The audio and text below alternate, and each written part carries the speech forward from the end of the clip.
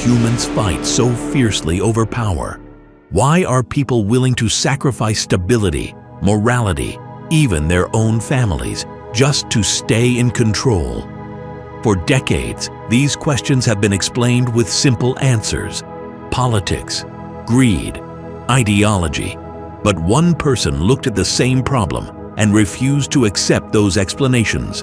He was very close to human suffering, very close to blood, disease, survival, and death. And yet, what he discovered had little to do with politics alone. His name is Dr. Aymen Bushra. Dr. Aymen is a consultant physician, a specialist in internal medicine and hematology, and a PhD researcher based in Norway, originally from Sudan. But medicine is only part of his story. He is also a widely respected intellectual voice whose writings are read and discussed internationally. And when he writes about power, he does not write as a politician. He writes as someone who understands how humans survive. Dr. Aymen Bushra has published influential articles on power, society, and human behavior in both English and Arabic, including on the platform MetaMeek.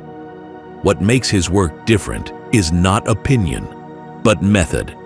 He connects medicine, neuroscience, psychology, and social science to ask a deeper question. What if the struggle for power is not a moral failure, but a biological instinct? The article we are exploring today is titled, "Power for the Leg, Not Money for the Neck," a Sudanese proverb meaning, even limited power is better than abundant wealth without influence. To understand power, Dr. Aymen begins with evolution. All living organisms share two fundamental goals: survival and passing their genes to future generations. Much of human behavior, including political behavior, is driven by these goals, often unconsciously. Historically, male reproductive success has been closely linked to status, resources, and dominance. Power signaled the ability to secure food, protect offspring, and ensure continuity. In this sense, power is not merely a social construct, it is a biological signal. Dr. Aymen then takes us inside the human brain. The brain's reward system is regulated by dopamine, a chemical linked to motivation, pleasure, and self-worth. This system is not activated only by food or substances. Power activates it as well. Gaining power increases dopamine. Even anticipating power can be just as stimulating. Losing power, on the other hand, produces anxiety, frustration, and psychological stress. Like addiction, power creates tolerance. It demands more control, greater dominance, and riskier behavior. This helps explain why people in power may ignore ethical boundaries and sacrifice long-term stability for short-term dominance. Testosterone amplifies these effects, which partly explains why men, on average, display stronger tendencies toward dominance and power-seeking. Humans are also deeply social beings. Throughout history, survival depended on belonging to a group. Groups required leadership, hierarchy, and control over resources.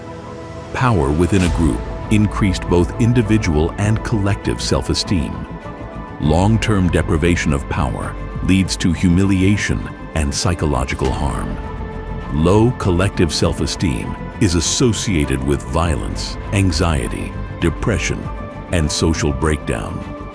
These dynamics apply not only to individuals, but to entire societies. This is where Dr. Aymen turns to Sudan. Struggles over power in Sudan are often misunderstood as purely political conflicts. In reality, they are deeply psychological and social.